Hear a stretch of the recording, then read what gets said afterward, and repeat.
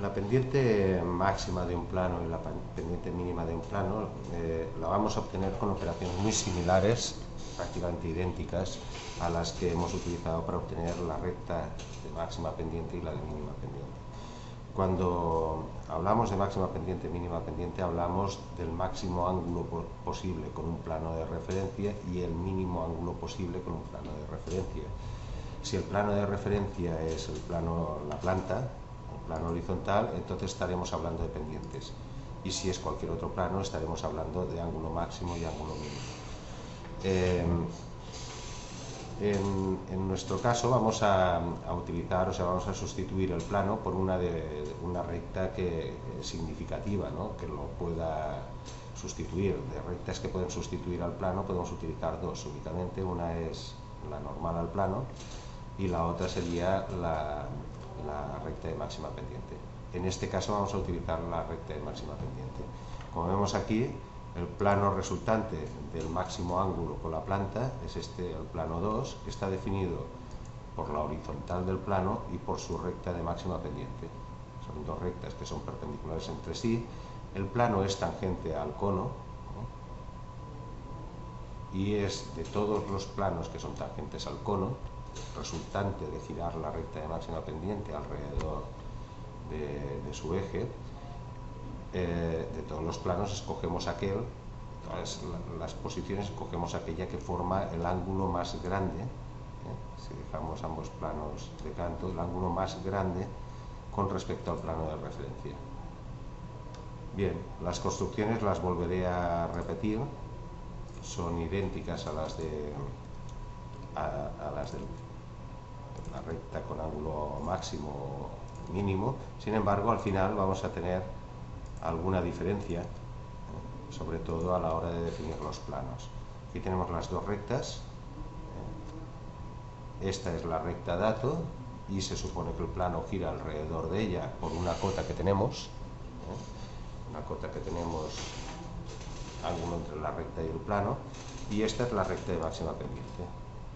Entonces, lo primero que hacemos es sustituir la recta dato por una recta que corte a nuestra recta de máxima pendiente. Esta recta que corta tendrá que ser paralela a la recta dato. Nosotros vamos a forzar que el ángulo sea el ángulo que forman el plano y la recta. El ángulo es un dato previo. Bien, forzado esto, nosotros ya tenemos las condiciones para definir el cono. El cono se generará al girar la recta de máxima pendiente alrededor de la paralela a la recta dato. Visualizamos el cono pintando la base, creamos un plano perpendicular al eje en su extremo.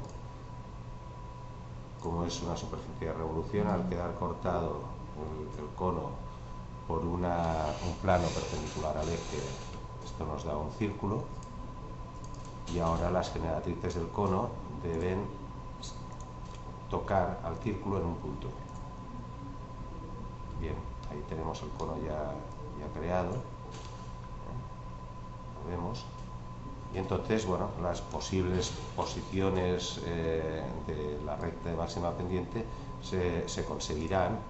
Voy a fijar el vértice del cono para poder girarlas. Se conseguirán al hacer girar esta recta alrededor de su eje.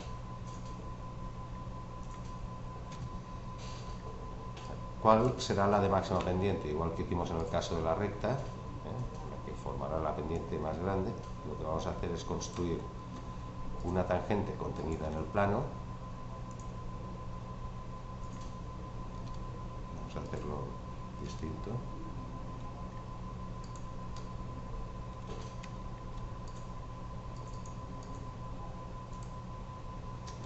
Vamos a editar la tangente en el mismo plano para facilitar la operación tangente.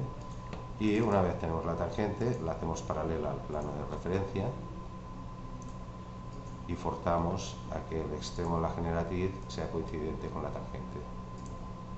Bien, una vez hecho esto, ya tenemos la que forma la máxima pendiente.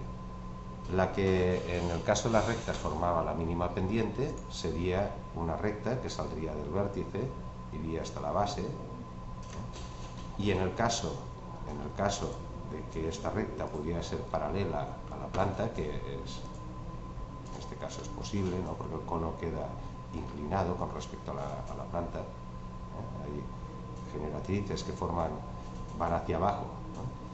Tanto en ese caso, cuando el cono queda inclinado de esta manera, existe la posibilidad de colocar rectas que sean paralelas. Sin embargo, para el caso de los planos, la recta que es paralela no nos va a definir un plano con la mínima pendiente.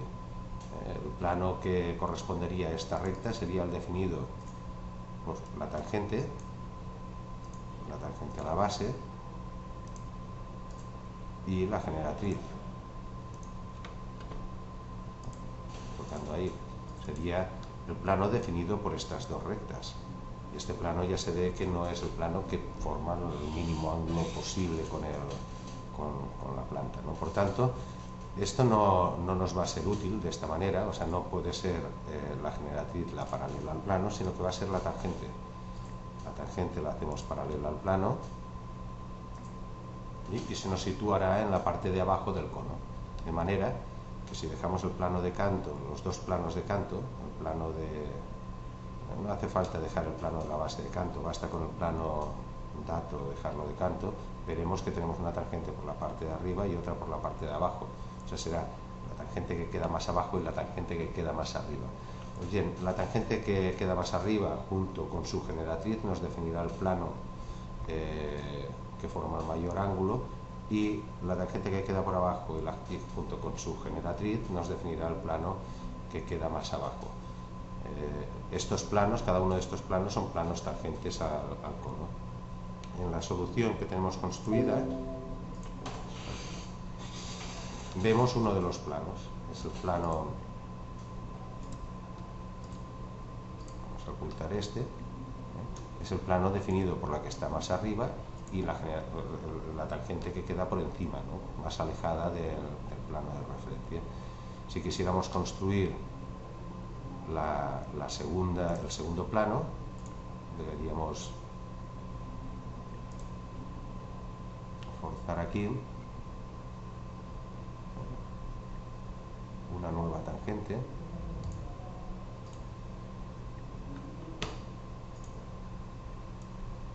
que estuviera contenida en el plano,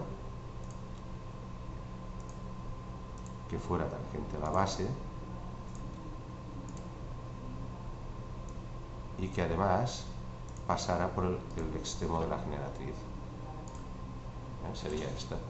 Una vez tenemos estas dos rectas, esta y esta, estas dos rectas son las que nos definen un nuevo plano, que sería el de el mínimo ángulo con el plano de referencia o el de la mínima pendiente. Construimos el plano y ahí lo tenemos. Este sería un plano también tangente al cono, o sea, todos los planos que se conforman con la tangente a la base y la generatriz son planos que se mantienen tangentes al cono. Bien, pues estos serían las dos soluciones para el máximo y el mínimo en el caso de los planos.